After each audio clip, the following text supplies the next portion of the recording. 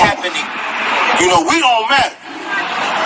You know, they just gonna shoot us, and then the media gonna put it like we the bad guys, we the drug dealers. You know, you got the dreads coming, that's a new thing. All black guys got the dreads and the bald head. You in the gang. You know what I mean? Come on now. Stop looking at us like we the enemy too. To all the young black, you know, the moms out there, the older people, don't be scared of us when you see me coming down the street at night. You better be worried about the police. See and order that you are. This is new video of the controversial Vineland Police takedown of 32-year-old Phillip White before his death in police custody. An officer on the man's back before a police dog is called over. The dog attacks. The officer is punching. The video was captured on March 31st while police were responding to a disorderly conduct call on the 100 block of Grape Street. Residents say White was on the sidewalk acting strange. 911, where's your emergency?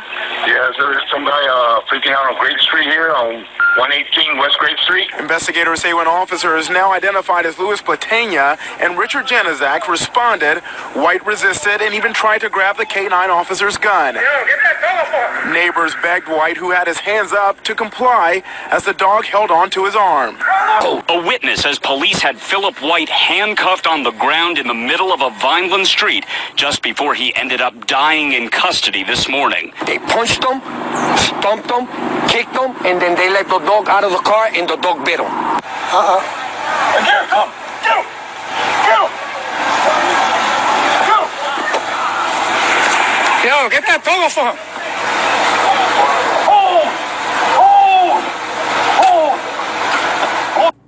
Roll over, Papa.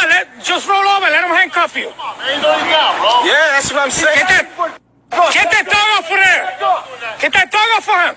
Come on, man. You gotta be up like that. Grab my gun. Don't go right now. Roll over now. Roll over. He's knocked out.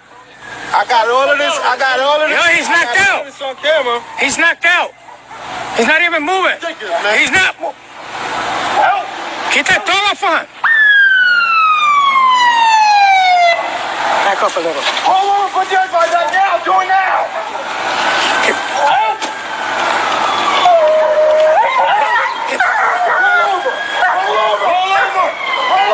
Roll him over. He can't move. He's out. He's knocked out.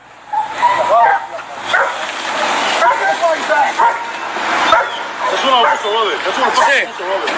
Huh? That's the people you get that, man. I think that all the time. That's what you said. I got it all on camera. That's what you do. That's crazy, man. I feel so bad. In his face and around his body. A dog is heard on a police dispatch recording of the incident, which unfolded around 11 a.m. 118 West Grape, subject are hyperventilating, officers out. There's no call for that. Once a man is handcuffed and unconscious, should have stuck him in the patrol car, take him to the police station. Now, instead, they decide to beat him right here. The Cumberland County prosecutor tells NBC 10 the suspect was being arrested at the time, but we don't yet know why. However, the audio recording appears to shed more light on what happened as White was being taken into custody. All units down. Subject under. Canine apprehension. Try to disorder me.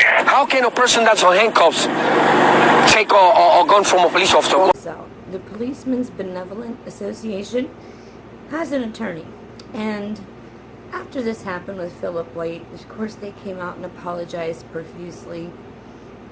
No, I'm just kidding. They didn't. They made excuses, and they actually had the nerve to call these police officers heroes. Check it out. Planning to march. On the other side of this, an attorney for the PBA in Vineland says the officers showed great restraint and should be deemed heroes.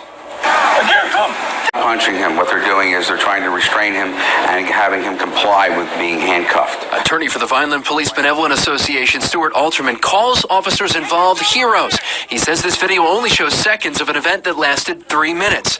He says White grabbed for the officer's gun before the camera started rolling. In fact, there's one video that's out there and I haven't seen it yet personally, but you could actually see Phillip White's hand on Officer Platania's weapon. Alterman says this video shows White resisting officers and awaits the toxicology report. I expected to state that Mr. White unfortunately had ingested PCP along with cocaine and a mixture of other drugs, which actually caused or contributed to a cardiopulmonary event causing his death, not the Vineland Police officer. So take a look at this police chief.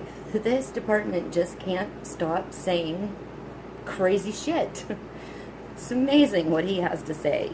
He's trying to convince us that what we hear in the 911 call, that there was an officer in some really bad trouble and the violent thing that took place is what really happened, not what we see. That's what he's trying to tell us. Police Chief Timothy Cotespati says he's seen eyewitness cell phone videos, but he says they captured half the story. They're a part of an incident that is minutes long, and those are seconds long, those videos. Clearly what they show is what we hear on the radio, a violent struggle. 911, where's your emergency? Yeah, so there's some guy freaking out on Grape Street here. He calls his officers' actions consistent with what we hear on the 911 calls the department released Tuesday, along with publishing the names of officers involved in White's altercation. This as the so-called anonymous online hacktivist group. But a top-ranking law enforcement official and former use of force instructor who is not connected to the case did comment. I asked a 30-plus-year veteran for his observations. Speaking on anonymity, he tells us police appear to have White under control and should have called off the dog immediately. But he says he was most disturbed when he saw one officer do this. See what happened here? All of it? All right, I need your information. I'm going to take your phone. Our law enforcement expert says that demand was inappropriate and police have no right to take anyone's cell phone because they are recording uniformed police officers making an arrest. Okay, so Vineland Police Department, this doesn't make them look too good, but I'll tell you what makes them look worse is the fact that they've had 2 other civil rights violations pertaining to this same circumstance. One was in 2014, on October 12th, I believe. The lawsuit was filed by a man named Noel Jones. He alleges that Officer Platania assaulted him while he was handcuffed, that they handcuffed him, threw him down on the ground. He was at a bus stop. He was suspected of making a drug transaction.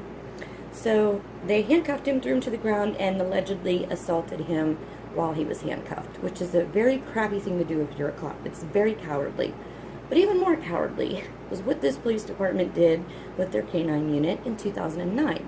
And that is when Wesley Lowry filed a complaint against them for allowing the dog to attack him while he was handcuffed. Gee, what a coinkydink, right? Well, it turns out that Lowry was being arrested for drug possession. He ended up doing a 3-year prison sentence for that. Not drug trafficking. He was not a kingpin. It was drug possession. 3 years is a very lengthy sentence for that. But while he was in the county jail, he filed this lawsuit. Well, you have to pay a $350 filing fee, okay? When he did that, and whenever he got his other court documents that they were sending back, they went to his old address. And they won't forward your mail. Missed the case in 2010. So he will not see justice either. Now the other lawsuit is pending, and Phillip White's family also has a civil rights lawsuit pending. So this police department needs to shape up. I mean, what are they doing? I think that was blatant murder, what we saw. I mean, you can't... If I sicked my dog on you, like a pit bull on somebody, I would go to jail. And if my pit bull came near... I don't have a pit bull, but if I did, if he even came near a cop and he felt threatened for his life, he would kill it. But it just doesn't make any sense. So, Vineland Police Department, bad police work.